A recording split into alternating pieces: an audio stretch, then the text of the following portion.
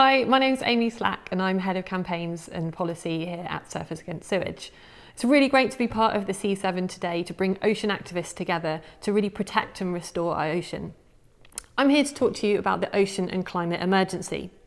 The climate crisis is the most unprecedented crisis facing humanity. The impacts of climate change on the ocean are extreme and far-reaching. In fact, the rate of ocean warming has doubled since 1993. Underwater heat waves are becoming far more frequent, prolonged and severe, with the number of heat waves increasing by 50% over the last 30 years. As the ocean warms, the level of oxygen it can hold decreases, causing dead zones where fish and marine species struggle to breathe.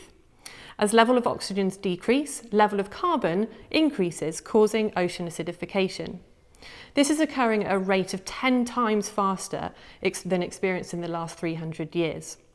And levels of carbon that the ocean can hold is almost at capacity, meaning the rate of absorption will slow, subsequently aggravating the impacts of climate change. We're also seeing a destruction of habitats such as salt marshes, kelp forests and seagrass meadows. Known as blue carbon habitats, their role in locking carbon into the sea is essential, and almost 30 times a global coverage has been lost. So what's causing this ocean destruction? Well, the overwhelming cause of human-induced climate change is the increased concentration of greenhouse gases in the atmosphere, which is driven by the burning of fossil fuels. About 64% of greenhouse gases come from just 10 countries. In addition, environmental destructive practices like overfishing, dredging and oil and gas extraction are removing carbon sinks like kelp forests, seagrass meadows and salt marshes. Seagrass meadows, mangroves and tidal marshes are being lost at a rate of 2% per year. So what are the solutions?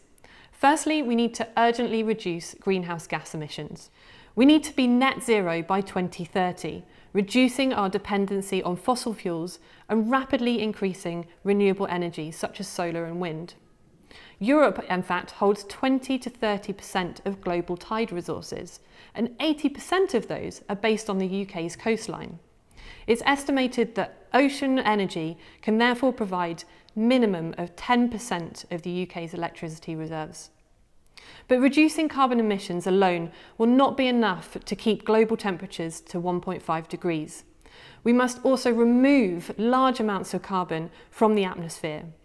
Rewilding, restoring and protecting natural carbon sinks can provide a third of greenhouse gas mitigation required between now and 2030. So far, rewilding makes up just 2.5% of mitigation funding.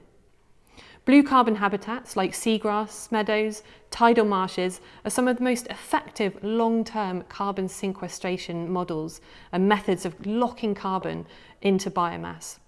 In fact, salt marshes are 10 times more effective of capturing carbon than their land-based equivalents.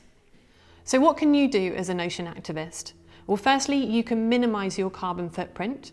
You can make sustainable choices by switching to a green energy supplier or choosing green pension funds, for example. We can reduce our meat intake, and even better, we can switch to a plant-based diet, reducing our reliance on industrial agriculture and industrial fishing. And finally, you can sign the Ocean and Climate Petition. In January, Surfers Against Sewage declared an ocean and climate emergency to highlight the critical role the ocean plays in the climate crisis. We simply can't tackle the climate crisis if we ignore the ocean.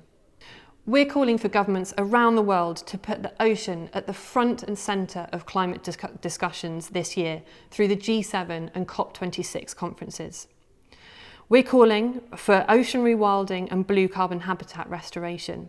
We want to see an increased investment and associated targets in ocean rewilding to allow blue carbon habitats to thrive, and actively remove carbon dioxide from the atmosphere to ensure net zero carbon. We want to see the implementation of highly protected marine areas, or HPMAs, and to allow ecosystems to recover.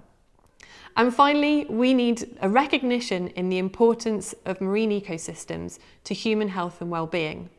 We want governments at COP26 and G7 to acknowledge the pivotal role that ocean plays in sustaining economies and social well-being, and to ensure the protection of coastal communities against climate change that we can no longer prevent, such as sea level rise and flooding.